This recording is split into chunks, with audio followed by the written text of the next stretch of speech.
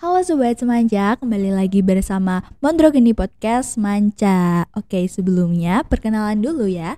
Nama aku Syarifatu Balkis Hasanatunisa dari perwakilan OSIS. Di episode kali ini kita bakal ngebahas tentang sosialisasi MPK. Dan di samping aku ada narasumber kita, Kak Dia. Halo Kak Dia. Hai.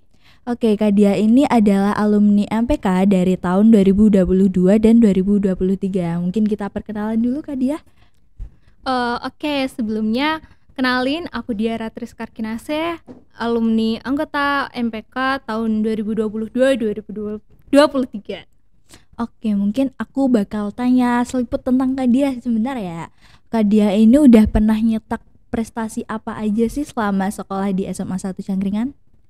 Dulu aku waktu kelas 10, aku pernah ikut KSN, itu kompetisi sains nasional tingkat kabupaten, dan kebetulan aku masuk juara 3 dan masuk juga ke provinsi, tapi belum bisa dapet juara yang di provinsi. Itu di bidang astronomi. Terus juga aku waktu kelas 12 kebetulan itu juga ikut lomba lagi, lomba KTI sama kamu juga dan satu teman kita Ria, itu kita lombanya kelompok ya, kita KTI tingkat nasional. Kita dapet peringkat 10 ya, 10 besar di sana. Oke. Kita mungkin mau tanya ke dasarannya dulu ya, basicnya dulu sih. Kak Dia, apa sih itu MPK? Kayak MPK itu tuh kepanjangan dari Majelis Perwakilan Kelas. Jadi setiap kelas dari kelas 10 sampai kelas 12 itu wajib ada perwakilan kelas, dan mereka itu bakal masuk ke anggota MPK. Terus itu juga dibagi ke pengurus inti juga, termasuk ketua, wakil, sekretaris, dan lain-lain itu. Terus Kak Dia kan MPK tuh punya tingkatan yang lebih tinggi daripada OSIS nih Kak. Kenapa ya? Kenapa MPK tuh masuk tingkatan lebih tinggi daripada OSIS? MPK sendiri itu kan fungsinya itu tuh buat mengevaluasi kinerja OSIS, juga buat mendampingi OSIS dalam semua kegiatannya, membantu OSIS juga dalam kegiatannya. Dan yang utama itu MPK kan juga organisasi yang memilih kandidat-kandidat ketua OSIS selanjutnya. Jadi kalau MPK nggak ada, itu OSISnya itu nggak bisa menentukan kandidat sendiri seperti itu. Karena ketua OSIS itu kan untuk siswa, dari siswa, seperti itu. Oke, buat sobat semanja ya yang mungkin belum tahu, itu MPK tuh punya benefit apa aja sih Kak Dia? Benefit yang bakal kalian dapat waktu ikut MPK itu, yang pertama kalian bakal lebih percaya diri, pede di depan semua orang. Kalian juga gampang bersosialisasinya. Terus banyak juga pengalaman yang bakal kalian dapetin gitu.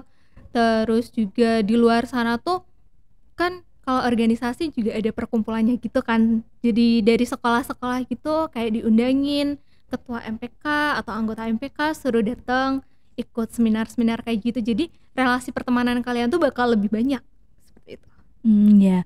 Kalau aku mau tanya, selama Kak Dia sekolah, selama Kak Dia masuk di MPK ini, susah dan senengnya masuk MPK tuh apa aja sih Kak? Senengnya dulu ya. Senengnya yang pertama itu aku bisa punya lebih banyak teman gitu kan, kenal juga sama adik-adik kelas, terus kenal juga sama seangkatan. Kan biasanya yang masuk MPK itu dia yang jarang keluar kelas biasanya yang dipilih-pilih gitu kan. Tapi ada juga yang dia sering keluar kelas, dia masuk MPK gitu kan, kita bisa nambah-nambah temen gitu. Kalau susahnya sih ya yang pasti itu capek ya. Iya itu udah pasti banget ya Kak. Tenaga kita itu dikuras abis ya, tapi di samping itu kita juga enjoy gitu loh, kita berkegiatan di luar gitu sama teman-teman.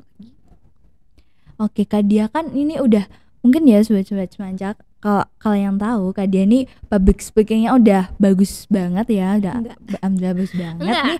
Aku mau tanyain Kak, nih tips-tipsnya biar bisa public speakingnya bagus atau biar nggak ngomongnya belibet gitu. Jujur ya, ini public speakingku pun masih kurang ya.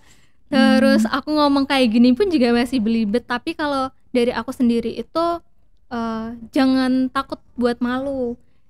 Jadi apa aja yang pengen kalian omongin selagi itu bener tuh nggak masalah gitu loh, omongin aja. Terus kalaupun ada yang melenceng kan biasanya orang-orang juga bakal kayak ngevaluasi gitu. Jadi kita juga sebagai orang ya yang penuh salah gitu ya, kita harus menerima tanggapan-tanggapan dari orang-orang. Kalaupun tanggapan itu kurang baik tuh ambil sisi positifnya aja, terus kita bisa belajar dari kesalahan kita yang di situ. Bener banget ya. Kalau buat sobat-sobat semanca, kalau tips biar dari Kak Dia ini mungkin bakal jadi penting banget, karena public speaking tuh sangat penting buat masuk syarat masuk organisasi atau dan lain-lain. Itu karena public speaking di zaman sekarang tuh penting ya teman-teman.